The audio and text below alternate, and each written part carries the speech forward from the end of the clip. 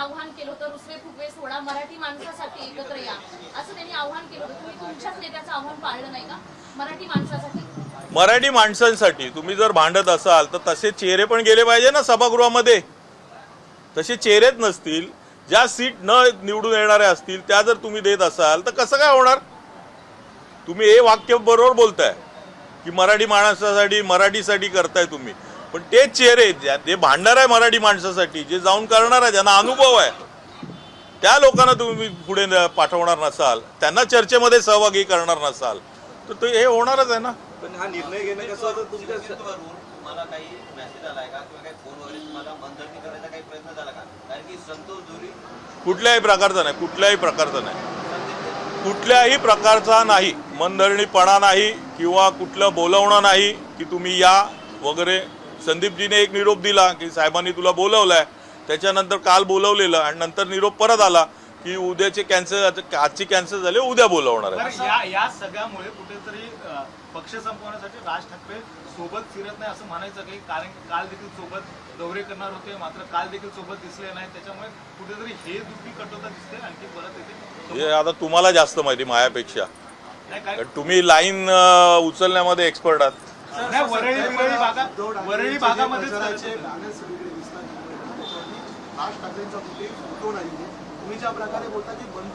आमच्या साहेबांचं मन मोठं आहे. सर तुम्ही असं म्हणालात की कुठलाही संपर्क करण्यात आला नाही हा प्रवेश, तरी या सगळ्या गोष्टी घडताना सुद्धा पूर्वी असं म्हटलं जायचं की ठाकरेंचा म्हणजे मातोश्रीचा आणि पक्षाच्या पदाधिकाऱ्यांचा संपर्क तुटलाय, तेच मनसेच्या बाबतीत होत असं वाटतंय?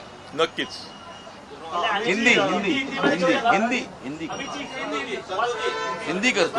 काय शब्द होते तेव्हा त्यांना समजलं की संतोष धुरी त्यांच्यापासून वेगळा होतो किंवा काय म्हटलं नाही, हे खूप मोठी म्हणजे गोष्ट ही कठीण होती ती की दोघं आम्ही बाजूला होणं, कारण एवढ्या वर्षाची मैत्री, पक्षाच्या अगोदरपासूनची आमची जी मैत्री, त्याच्यानंतर पक्ष स्थापनेपासूनची आमची मैत्री होती चांगली, आंदोलनात पण होती, कुठल्याही केसेसवर आम्ही दोघं एकत्र जात होतो.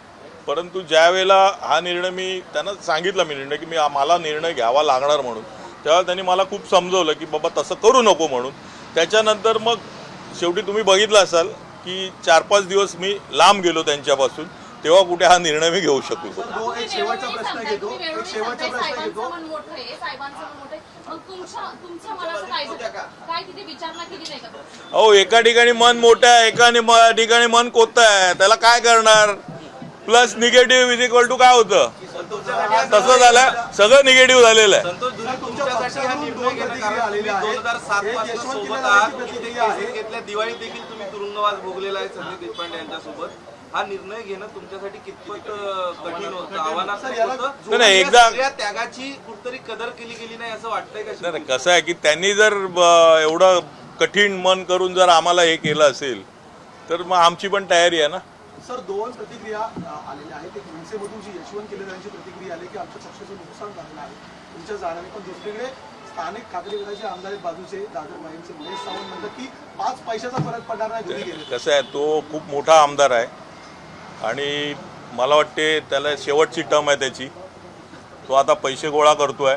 त्यांनी सीट विकून, जी सीट आहे ना 194ची, ती दोघांकडनंही पैसे घेतलेले आहेत त्यांनी. सदा सरवणकर यांच्याकडनं पण पैसे घेतलेत त्याने आणि सुनील शिंदे यांच्याकडनं पण घेतलेले आहेत. तो आता फक्त 5 वर्ष पैसे गोळा करायचे आहेत. SRA ऑफिसमध्ये बसलेला असतो कंटिन्यू, त्याच्याबद्दल काय बोलणार?